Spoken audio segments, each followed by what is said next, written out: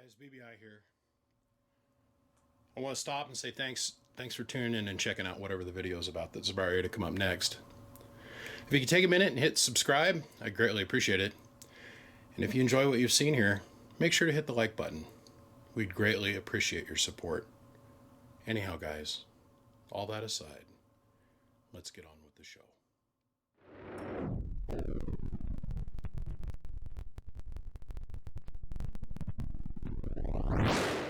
Well, brother, man, I know you're getting a little frustrated with me.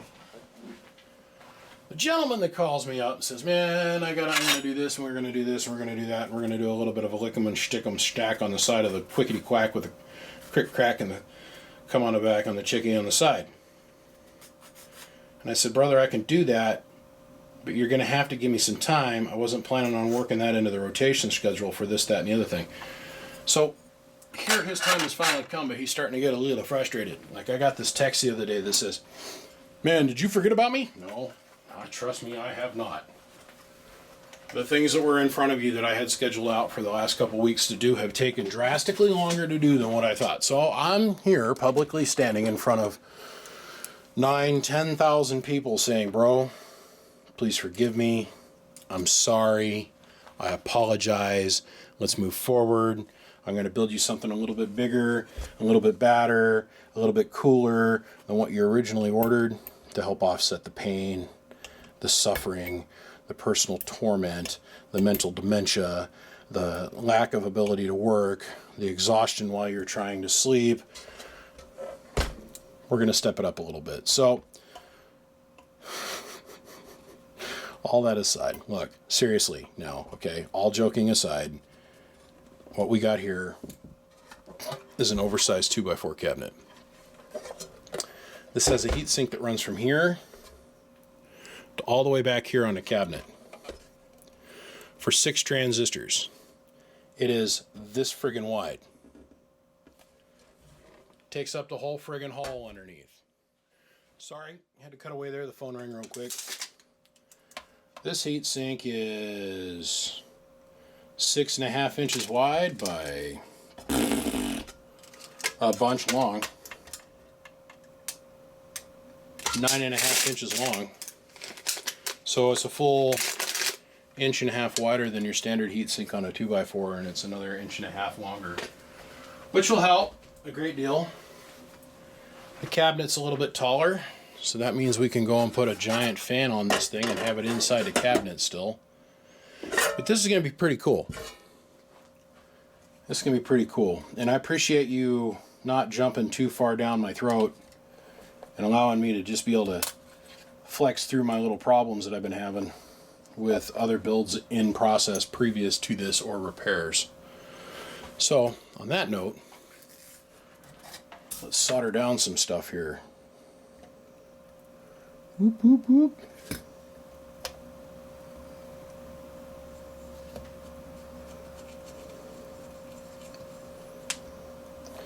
It's not because I'm doing this video, I know that I'm going to get a phone call. Hey man, what about my amplifier? It's coming, brothers. I'm trying, man. I'm trying. There's one of me, and I'm trying to help literally hundreds of you at the same time. So it's coming. I apologize for the delay. I'm getting there as fastly and as quickly as I can. Later this week I got coming up a 2-pill 50 volt bipolar. I'm no longer taking any kind of order in any way, and those transistors in those bipolar 50 volt boxes that look just like these transistors here, but they run on 50 volts. The price on those just recently jumped to over $500 a transistor from about $280 a transistor.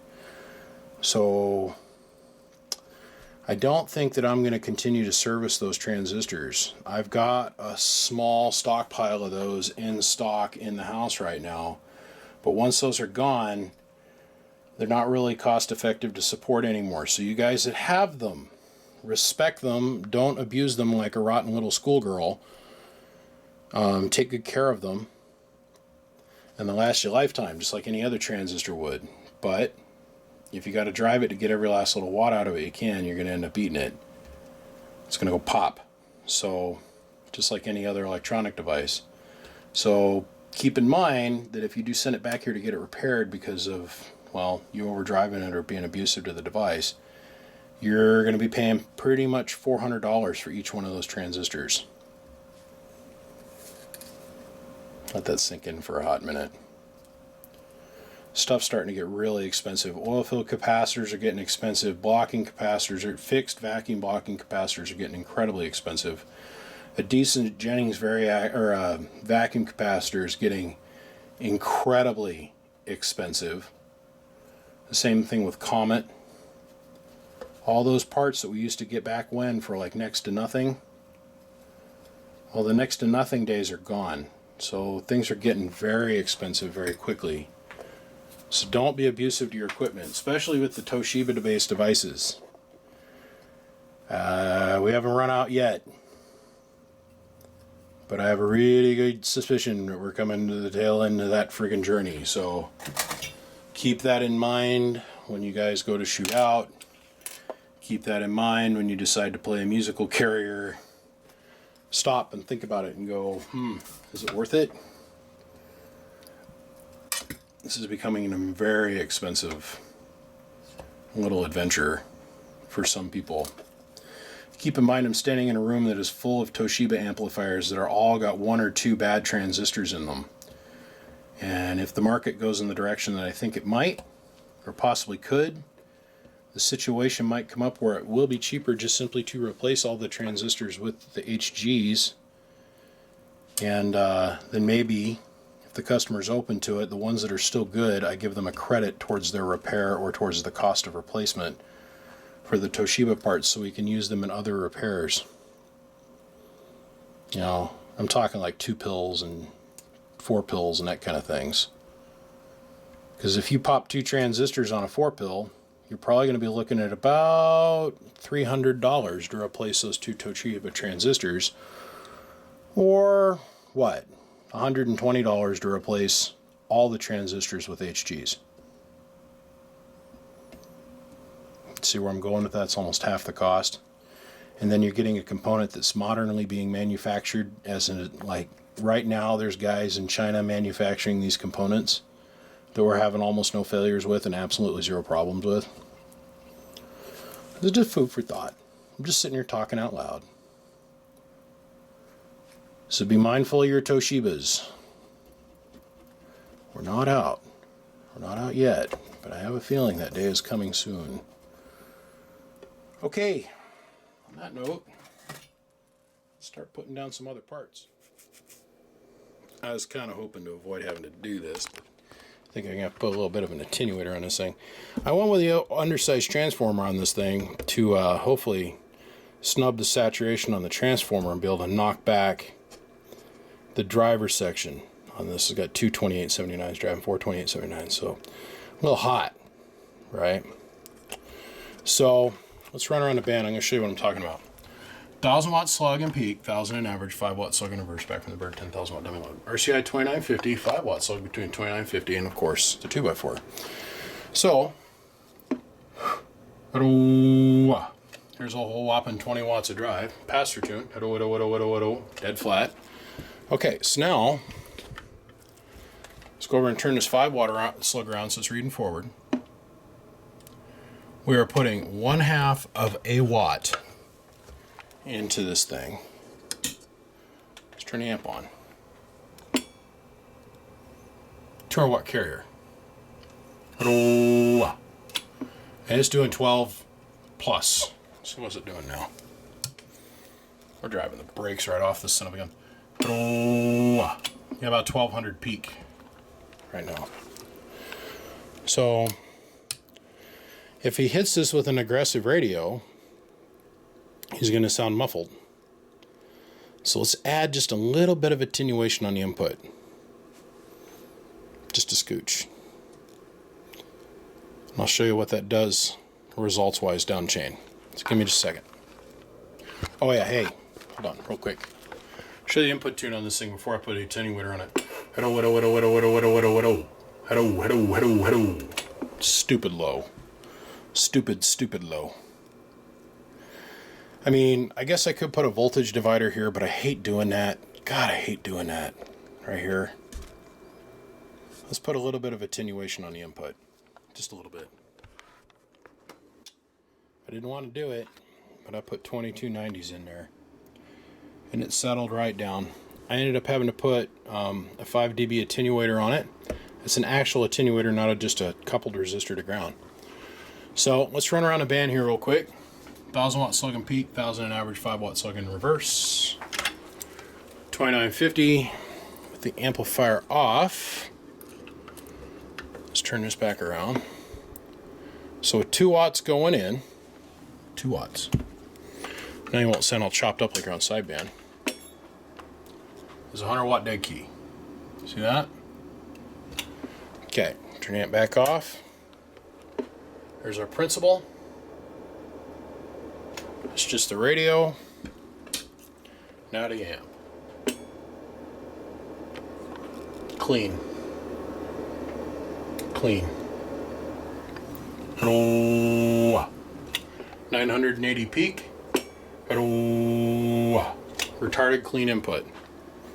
Keep your dead key between 100 and 200 watts. And you won't have any problems whatsoever, Mr. Ted. Okay.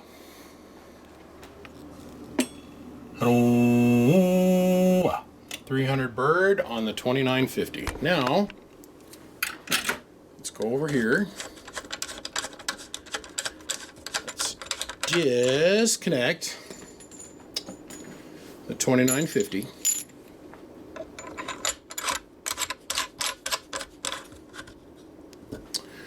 We're going to hook up the derail radio. So, roughly the same amount of drive. Yep. All right.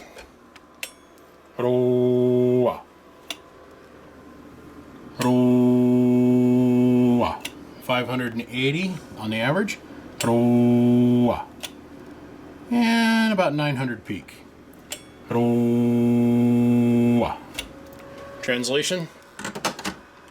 Old girl's working. So, with that attenuator in there, that means that you can hit this with like a 40 watt radio and you're not going to blow it up. So, had to change the output tuning capacitor, I changed a bunch of things. But she's finished. Now we'll put the tin on it and put some vinyl on it. We'll shoot the wrap. So I get on the phone and I tell the customer, hey man, you're all done. And he goes, yeah, but I paid you for Toshibas. And I went, oh. So, real quick, swapped them out. Those are all, that's a match set of 1Ks. And shut the amp off. Same as before. 1000 watt slug and peak, 1000 in average, 5 watt slug and reverse. 950, 300 average, principal,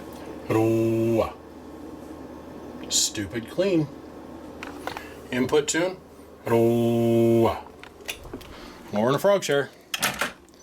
All right, let me get the lid on this thing and we're gonna button this sucker up. Say goodbye. Oh, wait a minute, I gotta pull it out real quick. I'm gonna shoot it with some clear. Whoa, whoa, whoa, whoa, whoa. Well, Mr. Ted, you're all done, buddy. Super high flow fan, 2 2290 Toshibas, driving 4 2879 Toshibas. You're all done, brother.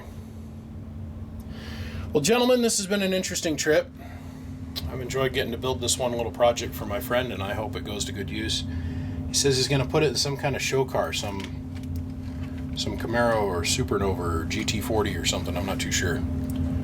I'd love to see a 102-inch whip hanging off the back of a GT40. That'd be some hot stuff, in my opinion. All fiberglass car. I'd be interested to find out where he's going to get ground. But no, I think it's coming on a Camaro or something. So, guys, on that note, I got to go. Mr. T, I appreciate your time, man, and I appreciate your patience. And thanks for working with me on this one.